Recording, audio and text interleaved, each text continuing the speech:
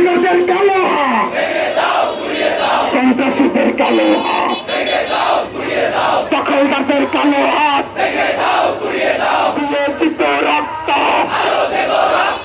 রক্তের বন্যায় তাই চাপানোর রাজনীতি বন্ধ করা করতে হবে। রাস্তা না, রাস্তা না,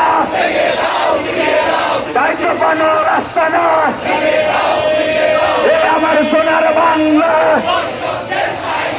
ধর্ষকদের ঠাঁই নাই, ৩৬-এর বাংলায় ধর্ষকদের ঠাঁই নাই।